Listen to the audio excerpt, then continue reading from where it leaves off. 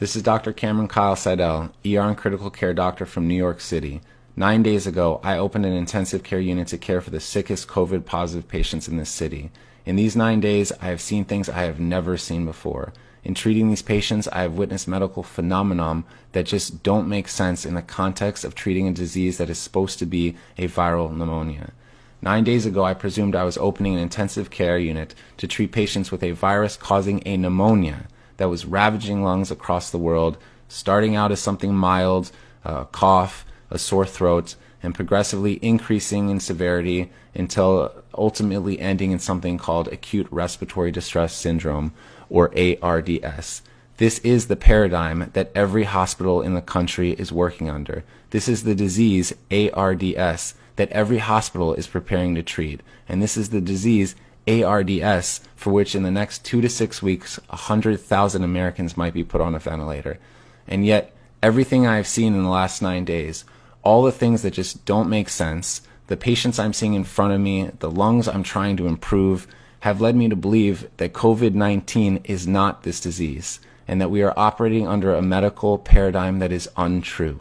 In short, I believe we are treating the wrong disease, and I fear that this misguided treatment will lead to a tremendous amount of harm to a great number of people in a very short time. As New York City appears to be about 10 days ahead of the country, I feel compelled to get this information out. COVID-19 lung disease, as far as I can see, is not a pneumonia and should not be treated as one. Rather, it appears as some kind of viral-induced disease, most resembling high-altitude sickness. It is as if tens of thousands of my fellow New Yorkers are on a plane at 30,000 feet and the cabin pressure is slowly being let out. These patients are slowly being starved of oxygen. I have seen patients dependent on oxygen take off their oxygen and quickly progress through a state of anxiety and emotional distress and eventually get blue in the face. And while they look like patients absolutely on the brink of death, they do not look like patients dying of pneumonia. I have never been a mountain climber, and I do not know the conditions at base camp below the highest peaks in the world. But I suspect that the patients I'm seeing in front of me look most like as if a person was dropped off on the top of Mount Everest without time to acclimate. I don't know the final answer of this disease, but I'm quite sure that a ventilator is not it.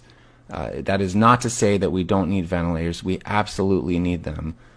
They are the only way at this time that we are able to give a little more oxygen to patients who need it. But when we treat people with ARDS, we typically use ventilators to treat what's called respiratory failure.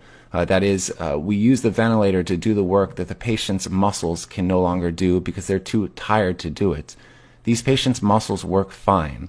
I fear that if we are using a false paradigm to treat a new disease, that the method that we program the ventilator, one based on a notion of respiratory failure as opposed to oxygen failure, that this method, and there are a great many number of methods we can use with the ventilator, but this method being widely adopted at this very moment in every hospital in the country, which aims to increase pressure on the lungs in order to open them up, is actually doing more harm than good, and that the pressure we are providing to lungs, we may be providing to lungs that cannot stand it, that cannot take it, and that the ARDS that we are seeing, that the whole world is seeing, may be nothing more than lung injury caused by the ventilator.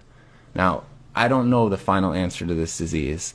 I do sense that we will have to use ventilators. We will have to use a great many number of ventilators, and we need a great many number of ventilators, but I sense that we can use them in a much safer way.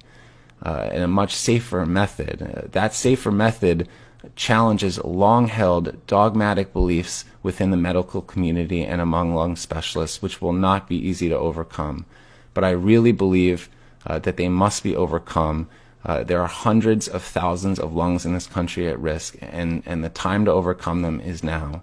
I'm confident that if those of us that work bedside with these patients, those of us who are witnessing the things that we have never seen before, despite the many years we have worked and the thousands of patients and diseases we have seen, if we can effectively communicate this to all those that are so important but who are not bedside, the researchers, the administrators, those who procure our resources and make our protocols, the politicians, our own governments, If we are able to convince them that this is a disease that is different than anything we have ever seen, I am confident that an answer can be found, that effective treatments can be discovered, and that a plan to disseminate that treatment can be rapidly deployed, and that tens of thousands and probably hundreds of thousands of lives and lungs will be protected.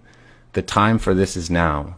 We are staring into a future in which a great many of our fellow Americans are going to suffer, not to mention people all around the world. For those who will not suffer directly from this disease, from the terrible human cost of this disease, for those who will not lose a family member or a friend, and there will be a great many number of people who will lose those close to them. But for those who don't, they are still going to suffer from the great economic cost of COVID-19. We are all involved in this future. So I urge you, for those of us, if you are out there, for those who work bedside, I urge you to speak up. We can change this. I thank you all for listening. Please spread the message and stay safe.